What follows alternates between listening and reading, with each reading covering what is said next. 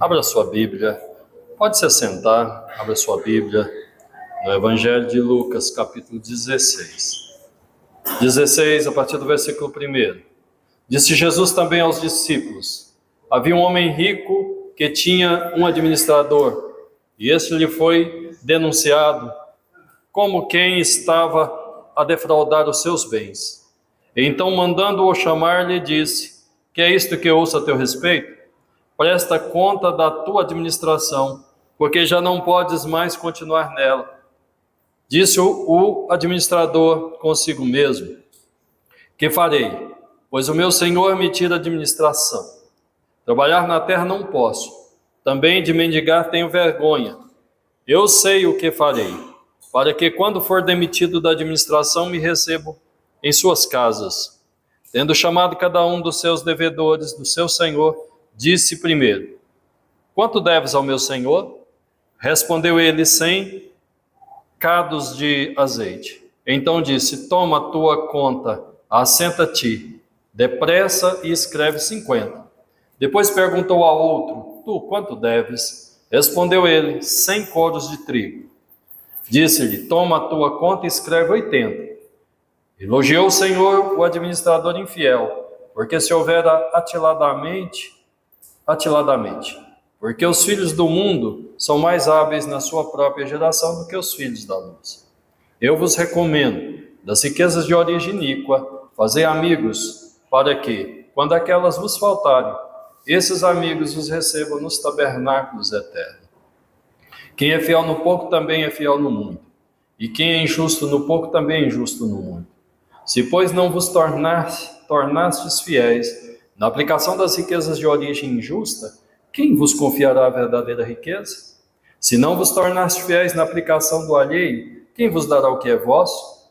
Ninguém pode servir a dois senhores, porque ou há de aborrecer-se de um e amar ao outro, ou se devotará a um e desprezará ao outro.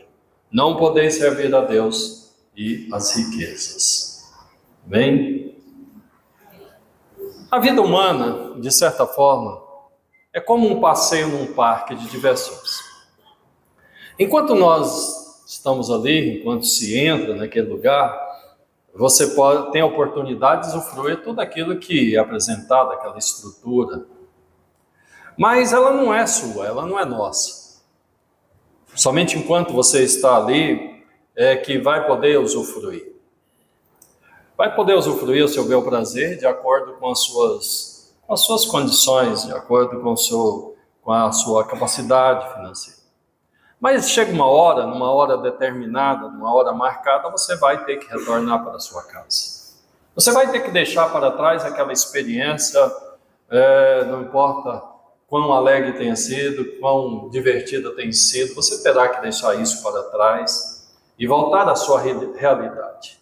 E a realidade é diferente para cada pessoa. Alguns vão entrar em suas casas luxuosas, verdadeiros palacetes, outros em algumas casas bem humildes, bem simples.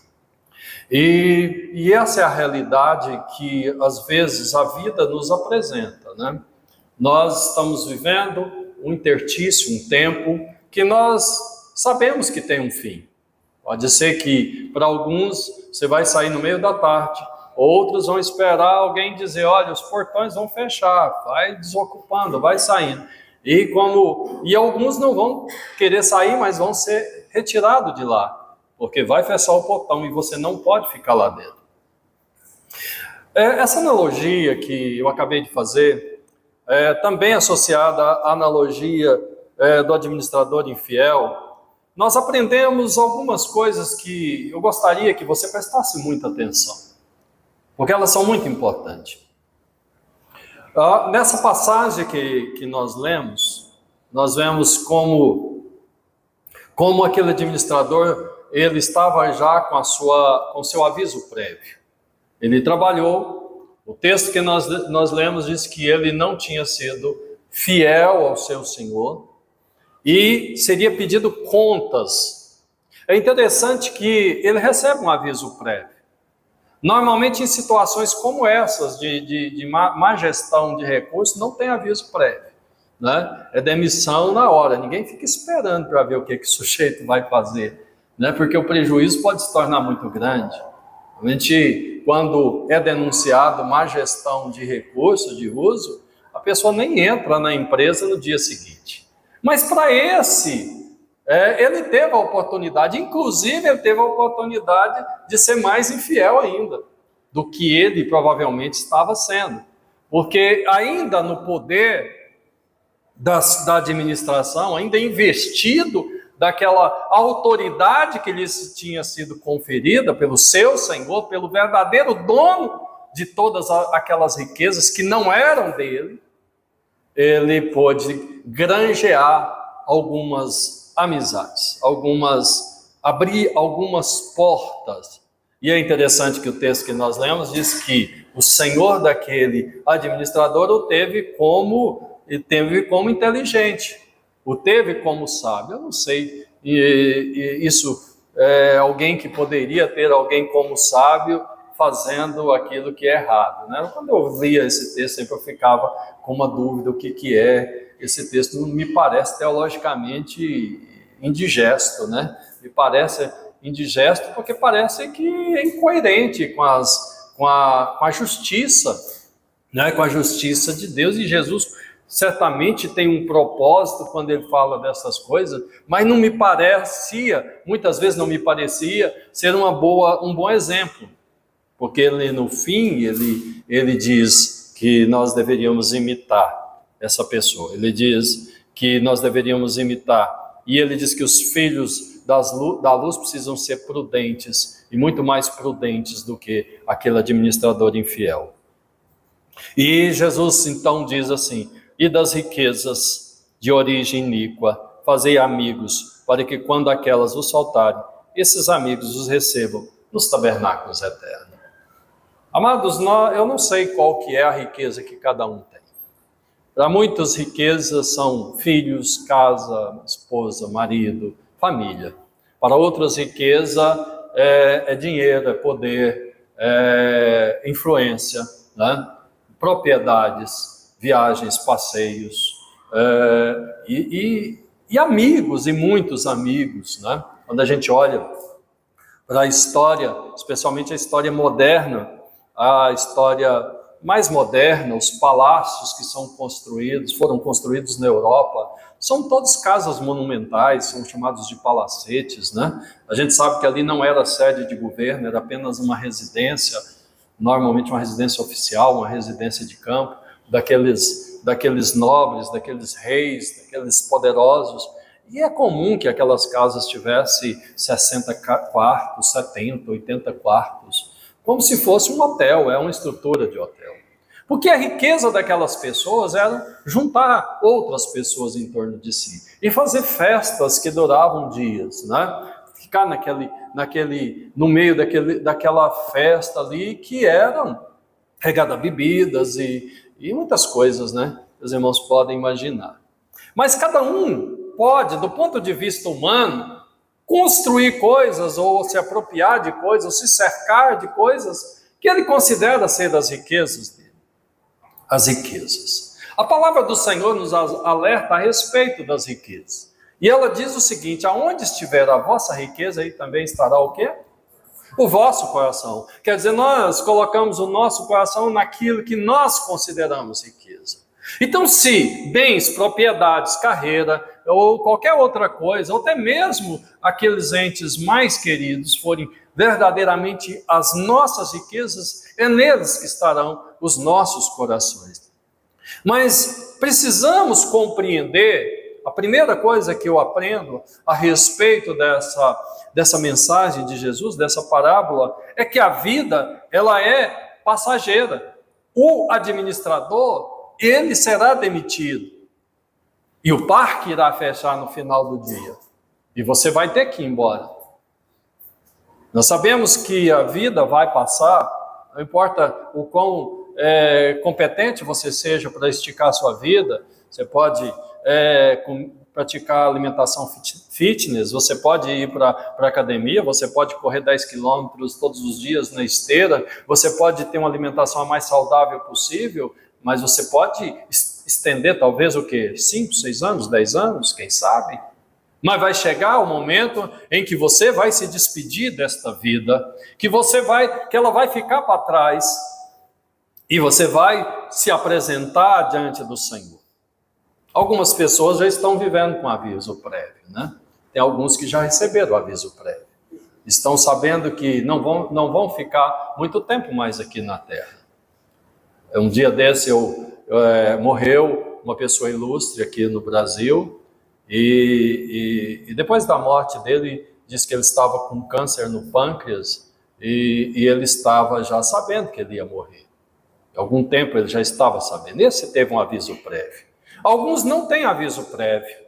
Talvez uma coisa espiritual, mas não é o médico que vai dizer, olha, você tem mais provavelmente 6 meses, 3 meses, 4 meses de vida. Meu pai, por exemplo, não teve aviso prévio. Meu pai se levantou aos 49 anos, recém-completos, né? Recém-completo. Ele, coisa mais ou menos de um mês, não sei nem se tinha um mês que ele tinha feito o aniversário de 49 anos, e ele foi colhido por uma caminhonete enquanto descia a Avenida Mutirão. E ele faleceu ali no local. Não chegou mais nem com vida no hospital. Então nós sabemos que, no caso dele, não foi dado um aviso, olha, você vai ter que desocupar o parque. Olha, você vai ter que prestar conta. Não. Lá dentro do coração, no espírito dele, ele já pressentia isso. Ele já estava vivendo numa atitude de quem sabia que ele não tinha muito tempo mais. Porque um homem que não tem nem 50 anos não pode estar pensando que vai deixar a terra assim tão rapidamente. Mas ele já estava pensando. Ele já estava pensando. Certa ocasião, era para ele comprar um sapato nesse ano mesmo, e era a prestação. Ele diz, não quero comprar nada a prestação, porque quando o Senhor me chamar, não quero ficar devendo nada para ninguém. Mas ele era tão novo.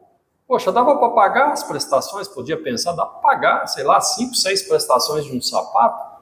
E por que ele estava pensando assim? É porque ele sabia que o tempo dele estava chegando ao fim. Mas muitos de nós não achamos que isso vai acontecer. Nós não estamos imaginando que isso vai acontecer daqui a pouco tempo. Em segundo lugar, nós devemos ser sensatos. Porque a verdadeira vida, ela não está no parque de diversões. A verdadeira vida não é essa que nós estamos vivendo aqui. Nós podemos viver uma vida boa. Nós podemos viver uma vida assim com uma dose substancial de prazer. Nós podemos estar inseridos numa boa família, uma família estruturada. Nós podemos ter bons amigos. Nós podemos ter uma estrutura econômica e financeira que nos dá suporte, que as coisas não faltem na panela, que não falte o suprimento, que não falte o necessário e que ainda tenhamos ainda um pouquinho ainda para poder nos divertir, nos regalar. E eu quero dar uma notícia para você que é propósito de Deus isso também. A pobreza nunca foi um imperativo. A pobreza nunca foi uma necessidade de ninguém. Você sabia disso? Deus não planejou que as pessoas vivessem uma vida com pobreza e nem depois do homem ter caído lá no Éden, não.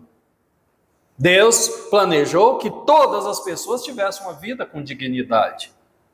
Mas nem todos têm a gestão das suas vidas de uma maneira adequada, que possa alcançar a prosperidade. Não tem uma gestão adequada. Mas isso não é culpa de Deus. O propósito de Deus é que nós tenhamos uma vida abençoada. Veja as promessas de Deus para Abraão, para Moisés, lá no deserto, diante do monte Gerizim.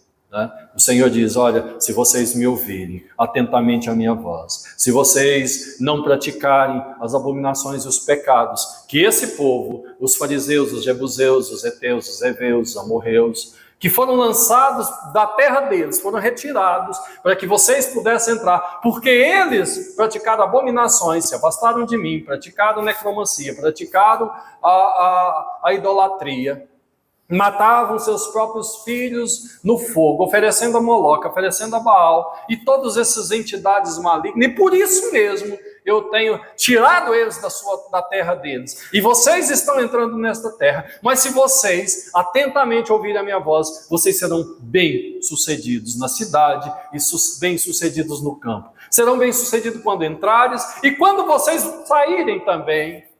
E as bênçãos, elas vão perseguir vocês. Olha que coisa maravilhosa, a bênção perseguindo. Olha, eu quero entrar na sua vida. Prosperidade dizendo, eu quero entrar na sua vida, eu quero fazer parte da sua vida.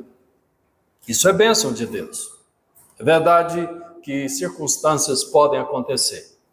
E que essa prosperidade prometida, essa prosperidade projetada, ela seja afastada de nós por algum tempo. Nós vemos a história de Jó, que é uma história bastante ilustrativa. Durante um tempo ele perdeu a prosperidade, perdeu seus bens, perdeu a sua casa, perdeu até mesmo seus filhos. Mas a Bíblia diz que Deus abençoou. Depois da provação, veio a bênção do Senhor na vida e na casa de Jó. E diz que o segundo estado dele foi melhor, maior do que o primeiro.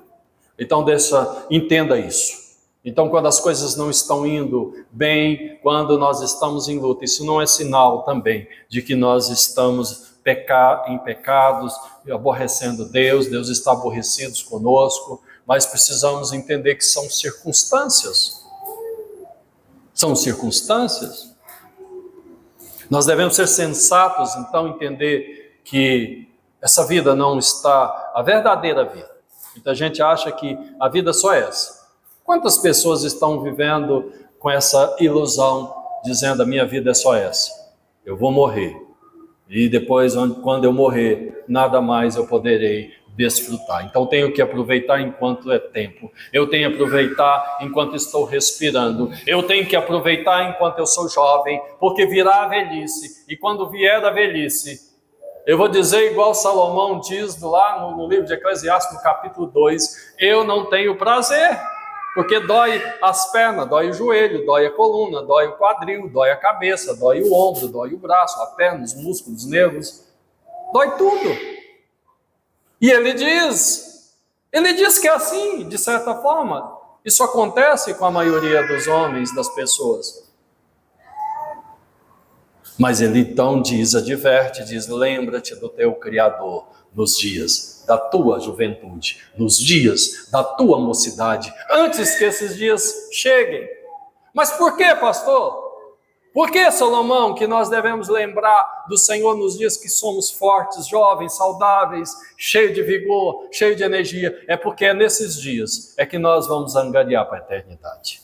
É porque é nos dias em que nós somos fortes, é nos dias onde estamos dispostos, é nos dias onde nós podemos calçar os nossos sapatos e gastar a sola dos nossos calçados na pregação do Evangelho, servindo ao Senhor, agradando do Senhor, angariando riquezas para a eternidade. São nesses dias que nós devemos fazer essas coisas. Amém? Quantos podem dizer amém? Porque vai vir o dia em que você não vai plantar, que você vai ter que viver da renda daquilo que você plantou lá atrás. A gente não costuma muito ver um idoso de 80 anos acima trabalhando, né? Às vezes acontece. Um dia desse, eu vi alguém aqui da igreja, não lembro mais quem foi, que deu um testemunho que foi ali no Sans, naquela empresa ali, Sans, o supermercado, e disse que tinha um idoso lá com mais de 90 anos. Foi você, né, pastor Ricardo? Provavelmente com mais de 90 anos, e que ele, inclusive, foi chamado para resolver um problema no caixa, quer dizer, não somente ele estava trabalhando, mas ele tinha uma capacidade para fazer aquilo que a pessoa que estava lá não teve capacidade, uma pessoa jovem. Mas isso é uma coisa, assim, dentro da amostragem, talvez em 1000, não são tantos assim, são poucos. E nós não podemos contar que na nossa velhice vai ser assim. Há promessas de Deus. E como existe uma promessa de Deus que na velhice ainda darão frutos, e nós estamos vendo a minha mãe, que vai fazer 83 anos, daqui a 5 meses, ela é de junho, então, e já é uma pessoa idosa, e alguém pode chamar de velha, mas ela não é velha, ela é apenas uma idosa. A Bíblia diz que o Senhor renova as forças e o vigor, e ainda na velhice darão o quê? Frutos. Mas preste atenção, isso é bênção de Deus. Isso é privilégio de alguns, não de todos. A Bíblia fala de Moisés com 120 anos subindo ao monte. E quando eu olho para esse texto de Moisés subindo ao monte com 120 anos para morrer em cima do monte, e eu percebo que os valentes de Deus, os grandes do Senhor, não morrem lá no buraco escuro, no vale, mas são levados a um lugar alto. Eu digo, Senhor, é assim que eu quero a minha vida. Né? Não morre na escuridão, não morre no ostracismo, não morre, né, como um esquecido, como um ninguém.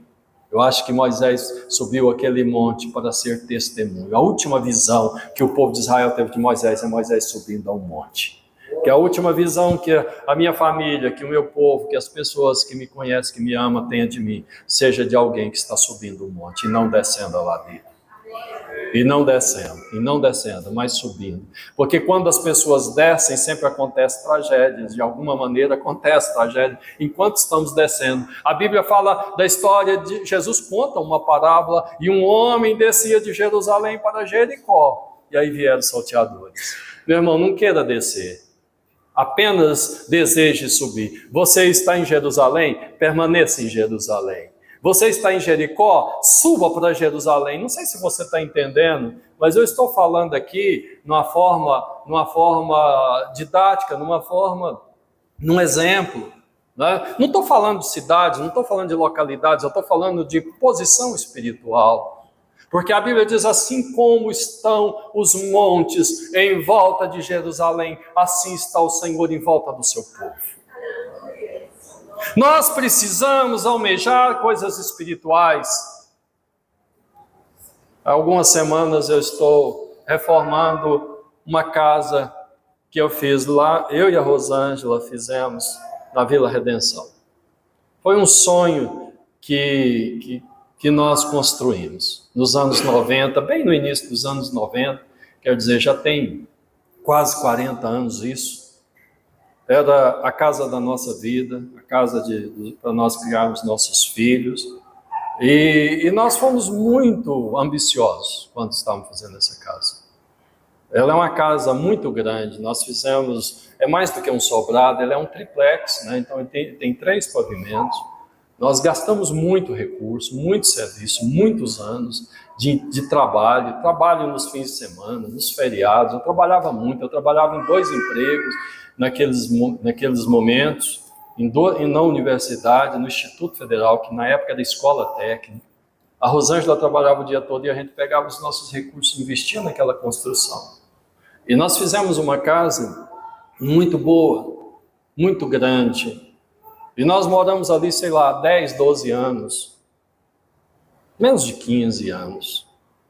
E agora eu estou reformando, ela ficou 18, 19 anos, alugada para uma única pessoa, e agora precisou de reforma, estou lá reformando, e eu olho para aquilo, e fico pensando, gente, quanto tempo, quanto recurso, quanto serviço nós gastamos nessa casa. Mas sabe de uma coisa, queridos, não é mais a casa dos sonhos. Eu nem desejo morar mais ali. Passou. Foi algo muito bom naquele tempo, mas hoje já não representa mais um ideal. Não tenho mais esse ideal de morar naquele lugar. Já não é mais um sonho. E assim acontece com tantas coisas na nossa vida. Os sonhos da juventude, a alegria de tantas coisas que comoveram o nosso coração, que passa. E nós precisamos entender que tudo vai passar, meu irmão. Vai passar. Vai passar a tristeza que você, porventura, esteja sofrendo hoje, as lutas, as tribulações, elas vão passar. Diga para elas, vai passar. Mas eu preciso também dizer para você que tudo isso que comove o seu coração, que pesa dentro do seu coração, também vai passar. Coisas boas até. Diga para uma mãe que já não tem mais os filhos próximos dela, dentro da sua casa, diga para ela assim, como é que é esse negócio de ser mãe, ter muitos filhos? Pode ter 10 filhos, um dia todos eles vão sair de dentro da sua casa e ela vai ficar só. Um pai vai ficar só. Não importa Quanto trabalho ele tem tido? Levava para a escola, corria, voltava, ensinava as tarefinhas e tal. Vai passar. Vai passar. E as prioridades deles não vai ser mais você, José Luiz. As prioridades do Davi Luiz não será você, será a esposa dele. Serão os filhos dele. Serão as prioridades. Não adianta a gente ficar se iludindo. Isso é uma coisa que acontece. Ele não vai esquecer de você. Ele vai te visitar. E quando você estiver doente, ele vai te assistir. Mas ele não será o seu companheiro cotidiano. E nem da Ana Clara. Ele não está lá todos os dias. Ele não vai tomar café com você. Ele não vai almoçar com você. Ele não vai jantar com você. Talvez uma vez por outra. Se acontecer uma vez por semana, você tem que levantar as mãos e dizer: oh, que coisa boa. O Davi veio almoçar com a gente essa semana. Então é assim, queridos. Vai passar. Nós devemos ser sensatos. Nós devemos entender que nós precisamos ter recursos que transcendem aos limites do parque de diversão. Quando a gente sair de lá, quando o portão fechar, você precisa lembrar que você precisa de dinheiro do ônibus. Não gasta tudo lá dentro, não. Ou você precisa de ter dinheiro do Uber. Ou você precisa de ter dinheiro para abastecer o seu carro. Não gasta tudo lá, não. Porque a vida não é lá dentro. A vida está do lado de fora. Ali é passageiro. São apenas horas que você vai ficar lá. Ah, pastor, mas aqui nesse mundo não são horas, são anos. A Bíblia diz que 1000 anos para Deus é como um dia. É como um piscar de olhos. A vida é como um sopro ligeiro. Às vezes a gente pensa que ela está começando, de repente a gente pisca e abre o olho de novo. Já passou, você olha no espelho e não quer acreditar no que você está vendo. Não quer acreditar. Então é bom que ficasse com o olho mais fechado. Né? Os espelhos vão se tornando umas coisas assim, nem sempre tão agradáveis, né? Tantos espelhos assim, né? Pode ser menos espelho, não precisa de ser do corpo inteiro, basta dar uma olhadinha no rosto. Né? Sabe por quê? Porque aquilo que você vê nem sempre vai te agradar. Nós precisamos compreender que o desejo descontrolado de se divertir no parque pode custar caro no dia seguinte. Eu sempre olhei para as diversões, para os atrativos com muito cuidado. Às vezes, nas viagens que a gente pôde fazer, algumas delas, uma vez eu, a Rosângela e alguns amigos estavam na Itália e nós fomos para Veneza. E parece tão lúdico aquele negócio de passear naquela gôndola, né? Com aquele sujeito em pé, empurrando assim um barquinho. É romântico aquilo. Você senta ali e o sujeito fica em pé com aquela roupinha listrada de branco e preto, com um chapéuzinho também colorido na cabeça. Aí quando eu perguntei quanto é que custava, ele falou 180 euros.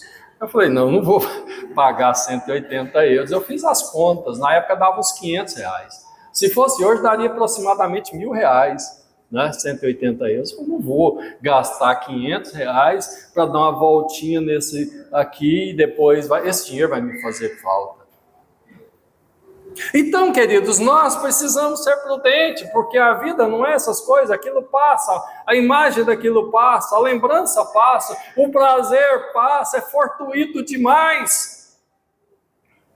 Nós precisamos entender que nós precisamos angariar para a eternidade. É disso que Jesus está falando nessa parábola. Você vai ter que prestar conta. Se prepara para poder ser recebido nas mansões celestiais. Há uma outra parábola que está em Lucas no capítulo 12, e é a parábola do lavrador tolo, imprudente. A Bíblia diz que ele plantou muito e colheu muito naquele ano. E ele diz, olha, eu tenho colhido demais, e os meus celeiros são pequenos. Então, eu digo à minha alma, ó minha alma, come e bebe para muitos anos, desmancharei os meus celeiros e construirei outros maiores, porque tive muita prosperidade. E eis que o Senhor diz, louco, hoje mesmo será pedida a tua alma. E o que você construiu, para quem será? É interessante que nesta parábola não tem uma segunda pergunta, que eu acho que é muito apropriada. E o que você tem preparado para você mesmo, para aquilo que virá depois? O que você construiu vai ficar e você não sabe quem é que vai comer, quem vai usufruir do seu trigo, do seu vinho, quem vai usufruir das suas riquezas. Mas agora você não tem nada. Cadê a riqueza? Cadê o seu passaporte para a eternidade? Quando a gente olha para o livro de Êxodo, no capítulo 23, interessante o capítulo 23 de Êxodo, dá uma lida lá. Sabe, o Senhor começa falando sobre como o homem, como os judeus deveriam trabalhar a terra, e fala assim, 6 dias vocês vão trabalhar. Mas no sétimo dia vocês não vão trabalhar, porque esse dia é dia de descansar. Vocês vão descansar e dar descanso aos seus servos, aos seus empregados. E depois ele diz, 6 anos vocês vão plantar, mas no 7º ano ninguém vai plantar. O 7º ano é um ano em que vocês vão deixar a terra descansar.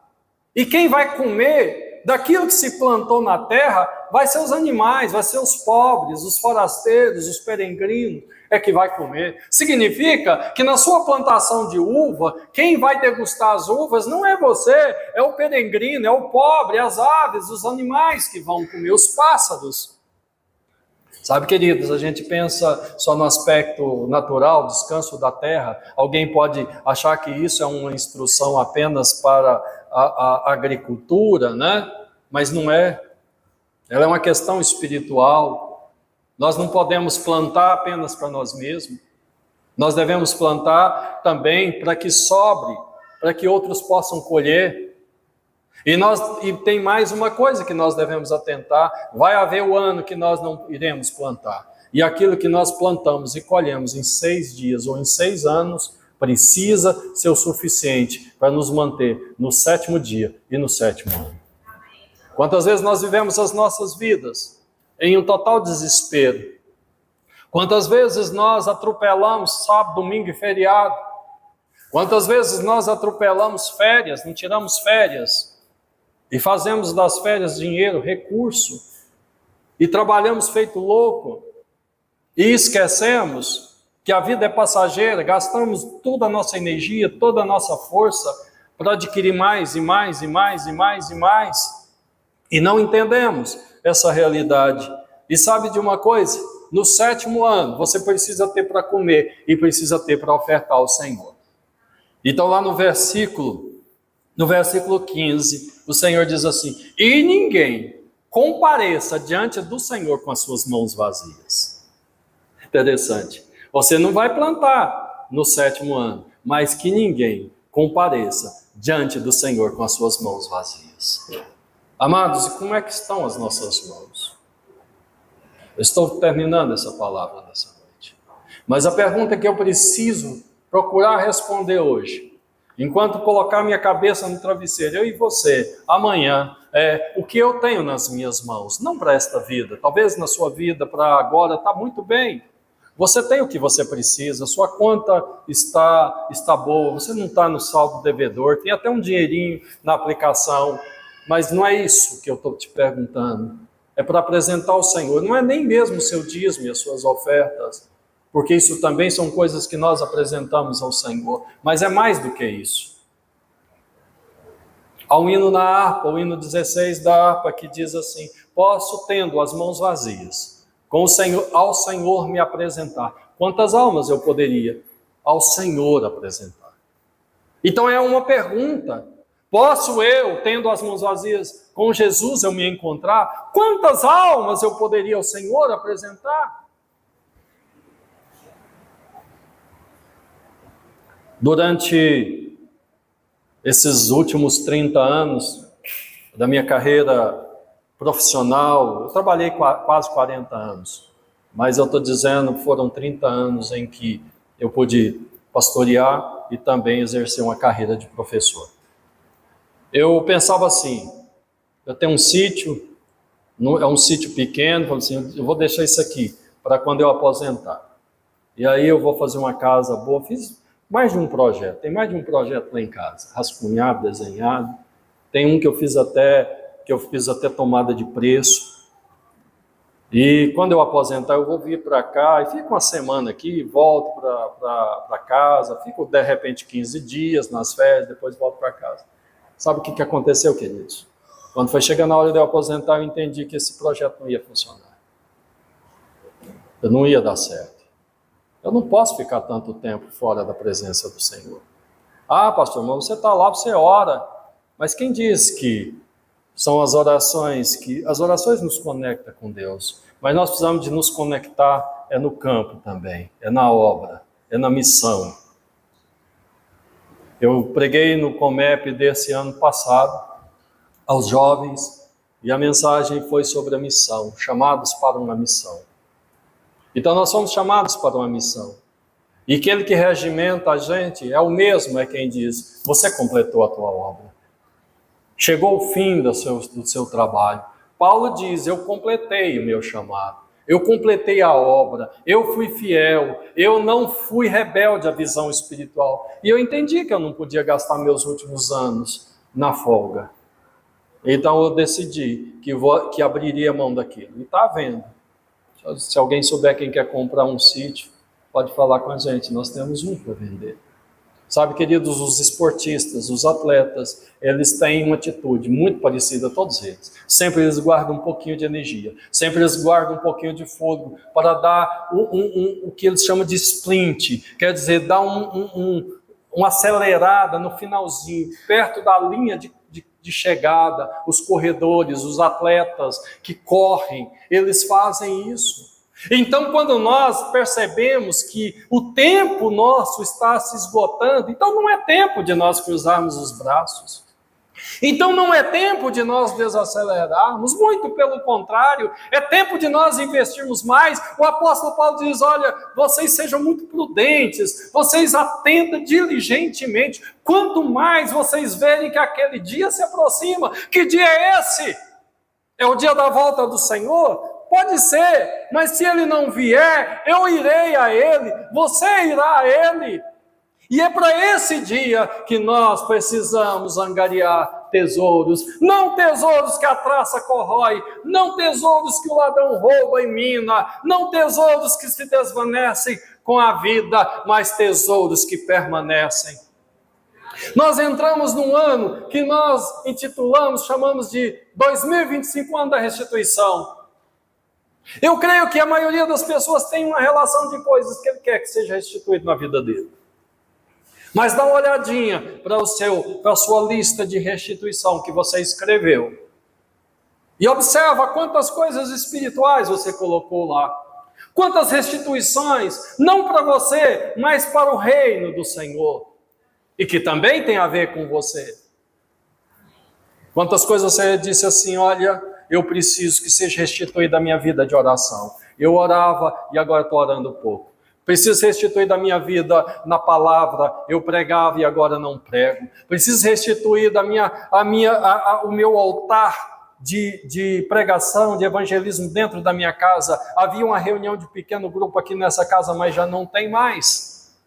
Observe que nós vamos às vezes desacelerando e parando as coisas espirituais. E todas as vezes que nós abrimos mão de um compromisso, da chamada ministerial, sempre aparece uma outra coisa para ocupar o seu lugar. É assim ou não é?